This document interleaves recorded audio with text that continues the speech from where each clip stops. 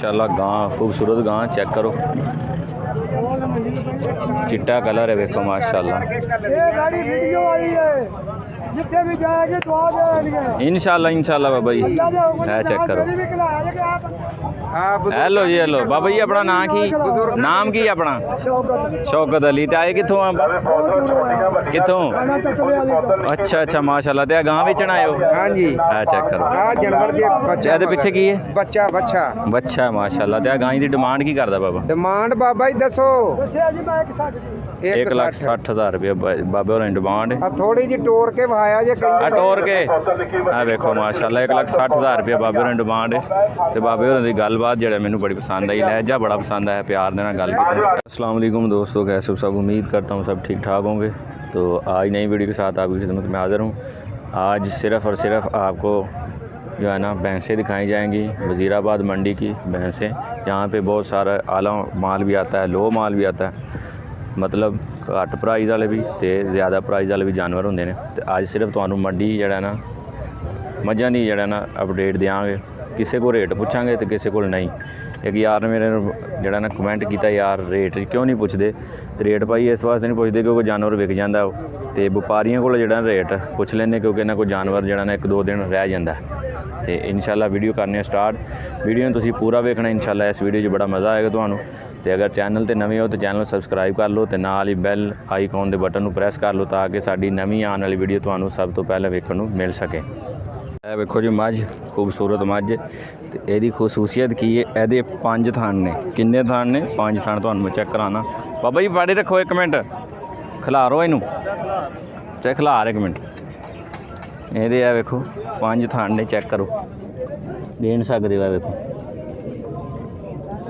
माशाल्लाह। तो यह जड़ा ना ऊंजी है, चेक करो 5 थान ने इस मझ दे। खूबसूरत मझ। तो की डिमांड सी बाबा जी? पता नहीं की मंगता बाबा, है वेखो। तो 2,20,000 रुपये बाबा डिमांड है वेखो। टोरो माड़ा जी है वेखो 2,20,000 रुपये डिमांड है। 5 थाने दे माशाल्लाह। है चेक करो माशाल्लाह, खूबसूरत तोहफा। चेक करो चाल ढाल, कद काठ माशाल्लाह, लिबास नरम दूजन है माशाल्लाह। देखो है वेखो। तो मालक डिमांड की करते हैं? डिमांड की करते हो, मंगते क्यों ਇਹਦਾ? है चेक करो चेहरा, चेक करो ਇਹਦਾ। ओए रुक जा डरदी माल है मंडी में आई, डरदी। 2.5 लाख रुपये भाई की डिमांड है। तो यह वेखो सौदा हो रहा है माशाल्लाह।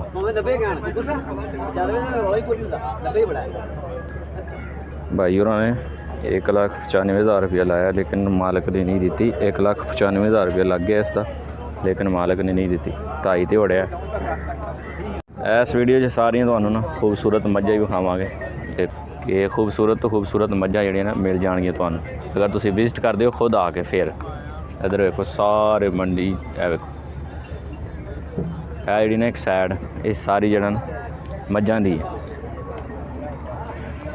है। चेक करो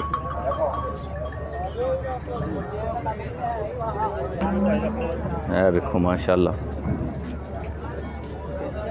खांगड़ियाँ भी ने, ताज़ियाँ सूइयाँ भी ने, सारा जड़ा ना मिक्स माल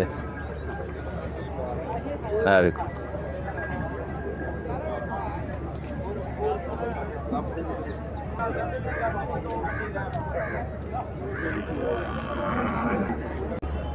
चेक करो दूजा ने।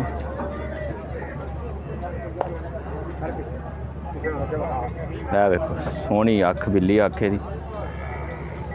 चेक करो सोहना कद काठ है, ते नरम लिबास। चेक करो ते खूबसूरत कद भी सोहना लगा इनू। है वेखो माशाल्लाह खूबसूरत गाय। चेक करो गां कद काठ। तो दुध दे वालों थोड़ा आके मारदी। 1,75,000 रुपये भाई डिमांड है। पिछे दी की बच्ची बच्ची है, चेक करो पिछे बच्ची। तो माशाल्लाह खूबसूरत गां है। तो डिमांड जी बिल्कुल घट है इन्हों की 1,75,000 ਸਿਰਫ ਡਿਮਾਂਡ ਹੈ ਤੇ ਹੋਰ ਵੀ ਪਿਆਰ ਮੁਹੱਬਤ ਜਿੰਨਾ ਹੋਇਆ ਨਾ ਕਰ ਸਕਣਗੇ। ਵੇਖੋ ਮਾਸ਼ਾਅੱਲਾ ਖੂਬਸੂਰਤ ਮੰਝ ਤੇ ਇਸ ਵਜ਼ੀਰਾਬਾਦ ਮੰਡੀ ਨੇ ਸਭ ਤੋਂ ਵੱਡੀ ਮੱਝ ਹੈ। ਵੇਖੋ ਹੈ ਇਸ ਮੰਡੀ ਦੀ ਸਭ ਤੋਂ ਵੱਡੀ ਕੱਦ ਕਾਠ 'ਚ ਉਂਝ ਚੌੜਾਪਨ ਤੇ ਜਿਹੜਾ ਨਾ ਸਭ ਤੋਂ ਵੱਡੀ ਮੰਡੀ ਦੇ ਵਿੱਚ ਜਿਹੜਾ ਨਾ ਇਹ ਹੀ ਮੱਝ ਜਿਹੜੀ ਤੁਸੀਂ ਵੇਖ ਰਹੇ ਹੋ ਅੱਜ ਦੀ ਵੀਡੀਓ ਦੇ ਅੰਦਰ। ਲਿਆਓ ਇਹਨੂੰ ਤੁਰ ਕੇ ਥੋੜਾ ਉਰਾ ਹੈ। ਵੇਖੋ ਮਾਸ਼ਾਅੱਲਾ ਇਹ ਹਾਫਿਜ਼ ਭਾਈ ਦੇ ਕੋਲ ਮੱਝ ਦਾ ਰੇਟ ਵੀ ਮਾਲੂਮ ਕਰਨੇ ਆ, ਡਿਮਾਂਡ ਵੀ ਦੱਸਨੇ ਆ ਭਾਈ ਦੀ ਕੀ ਹੈ। ਚੈੱਕ ਕਰੋ ਇਸ ਮੰਡੀ ਸਭ ਤੋਂ ਵੱਡੀ ਜਿਹੜਾ ਮੱਝ ਕੱਦ ਕਾਠ ਦੇ ਵਿੱਚ ਵਜ਼ਨ ਦੇ ਵਿੱਚ ਸਭ ਤੋਂ ਵੱਡੀ ਮੱਝ ਹੈ। ਵੇਖੋ ਉਹ ਦੂਸਰੀ ਵੀ ਹੈ ਲੇਕਿਨ ਇਹ ਸਭ ਤੋਂ ਵੱਡੀ ਮੱਝ ਤੇ ਇਹਦੀ ਡਿਮਾਂਡ ਕੀ ਲਾਲਾ ਜੀ ਤੁਸੀਂ ਦੱਸਿਓ ਮਾੜਾ ਜੀ ਆਪਣਾ।